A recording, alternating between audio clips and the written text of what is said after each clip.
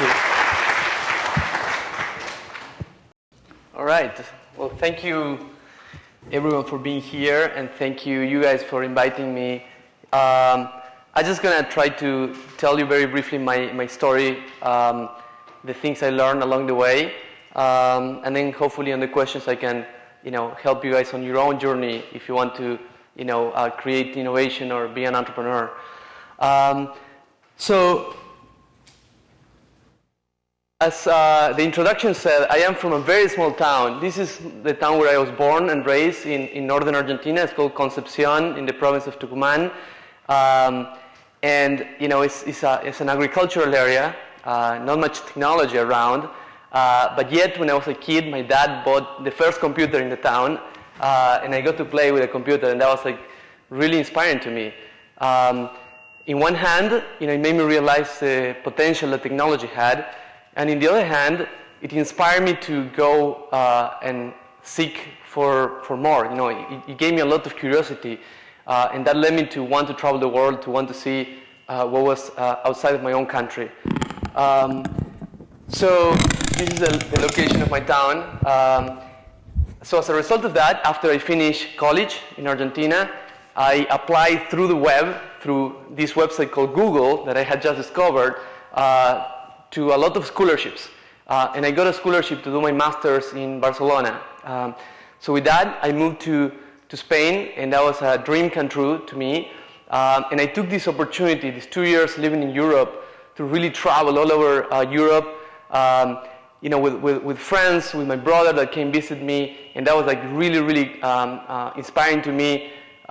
Gave me a lot of ideas and gave me a lot of confidence that I actually, could do things, could survive anywhere in the world.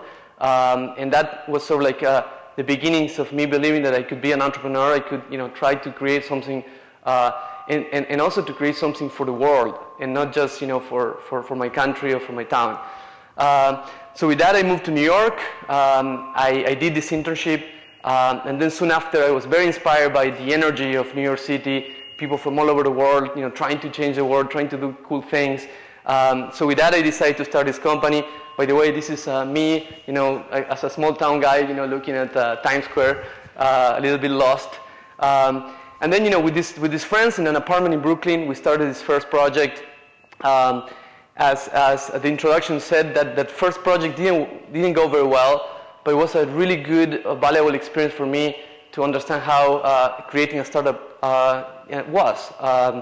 And we got a lot of rejections. We were trying to raise capital. We had no idea what we were doing. We put together a business plan, and yet the most valuable thing that it gave me is that the lesson that you could fail and you could start again as long as you behave ethically and you did your best. It was going to be okay.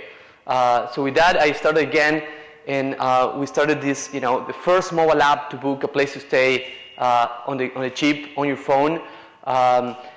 We grew our team. I took advantage of my Latin American relationship. My co-founder was actually a Colombian guy, so we opened a small operation in Bogota. And in Bogota, we hired some engineers. And that helped us with little capital at the beginning to have up and running an app for iOS and for Android. Then we raised some capital. We raised more than $1 million from investors. We grew the team, we grew the operations, and then sometimes after, we ended up, Student Universe, which is the largest travel agency for students, came to us and made an offer to buy the company. So we sold the company to them. I joined them and I worked for them for some time as a VP of mobile, helping launch other mobile apps. And then I took some time to travel. Because I became very passionate about that. And in some of those trips, I had all sorts of problems with my own suitcase. Like in one case in particular, I went to visit my family in Argentina, and when I arrived to Buenos Aires with a bunch of gifts that I was bringing on my suitcase, the bag never made it. And I spent 2 weeks calling the airline, where's my bag, where's my bag? They had no idea where my bag was. So it got me thinking about the problem.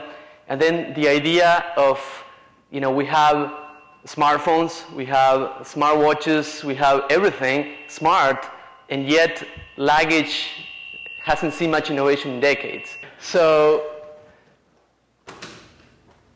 yeah, I mean, like, we think that, you know, the last innovation that luggage had was adding wheels, and that happened in the 70s. Since then, nothing really happened in luggage, you know.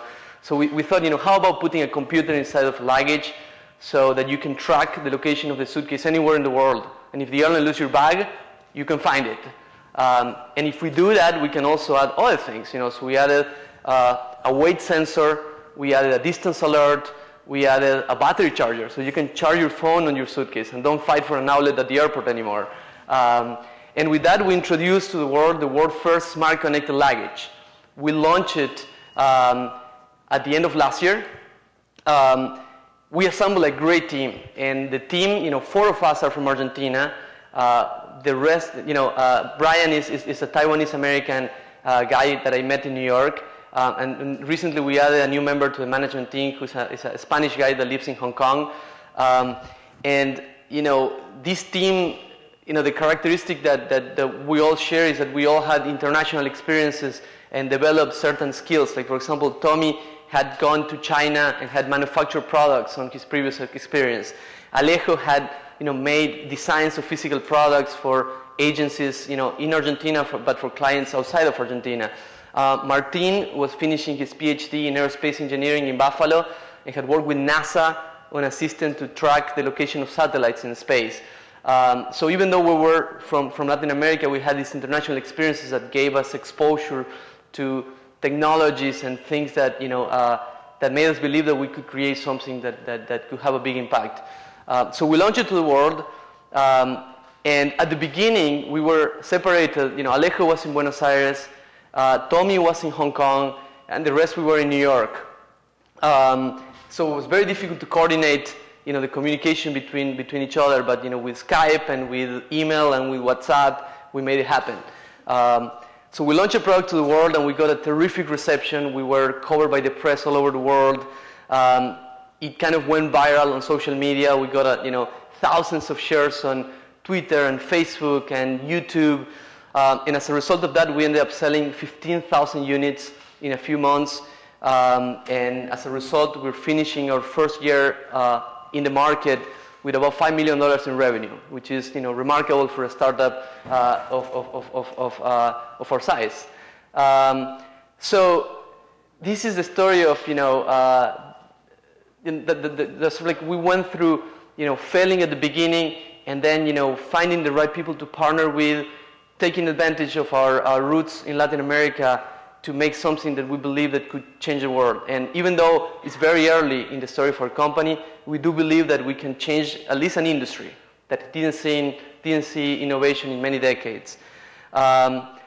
So some of the takeaways that I would like to share with you that I learned on this journey. So number one, I think that things have changed. Technology have made possible to start a company, to start an innovation project anywhere in the world. Before, you needed to be in a certain place. Today, you just open a laptop, you connect to the internet, and you can start a project. And that is really, really game-changing. I do believe that Silicon Valley, Beijing, and certain other hubs still have, you know, a very strong value on scaling companies. But you can start anywhere. Like in our case, we started in New York, with one guy in Buenos Aires, another guy in Hong Kong. Now we're here in Silicon Valley because now it's about scaling the company. But you know, I learned that you can start anywhere in the world, and I think that is just the beginning of a new era of a democratization of innovation, in which, you know, innovation is going to come from everywhere, from unexpected places. I think today you must be global, anyways. So if you're not global from very early in the beginning of a company, you're not going to succeed at, you know, making an innovation, you know, have an impact in the world. So if you're going to be global if you have to be global, you know, why not be global from day one? Why not, you know, taking advantage of the talent that is, you know, all over the world? And in Latin America, I believe that we have great talent. That's the next thing. You know, I think in Latin America we have a blend of creativity and technical talent as well. There are great universities in Latin America, and there is a belief that, you know, engineers, here or engineers in Asia or in Europe are better.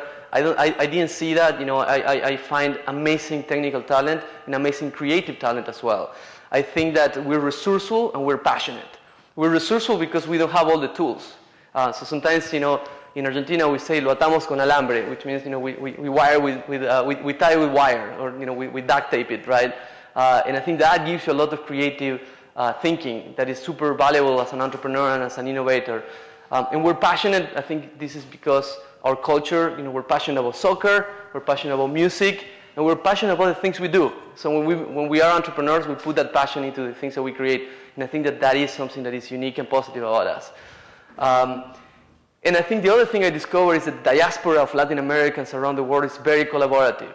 In my journey, going through Europe and New York and then now California, I connected with Colombians and Mexicans and Argentinians, and they helped me a lot along the way with intros, with advice. And I think that is something that now in this new connected global world is going to have a bigger impact and it's going to enable more innovation from Latin Americans. Now we do lack things. I think there are certain things that everybody knows. Like for example the lack of capital or the lack of tolerance towards failure. But I want to point two other things that I find important. I think that we need to globalize our mentality. I think that we need to realize the youth in Latin America needs to realize that you can create global things from a small town in the middle of any country. And I think that this is a mental shift. And I think it's starting to happen. With the internet, it's starting to happen. Like for example, recently in Argentina, two guys hacked together a way to download movies and watch movies online, and went viral and had tens of millions of views, from Buenos Aires. It was illegal, so that's why, it didn't succeed in the long term. But I think, it showed that you can hack together something on a weekend and have a global impact. So I think, this mental shift needs to happen, and I think it's starting to happen. And then I think we need more exchange of people and ideas. I think that, Latin Americans, like some of you guys that come and study here, it's important that you come back and, advise or mentor young people there. I try to do when I go to Argentina, and I think we need to bring people here to do internships and then come back. I think an exchange of people and ideas is going to be fundamental to, have more cases of innovation and entrepreneurship from Latin America. So all in all, I do believe that we can create true innovation from Latin America. Thank you.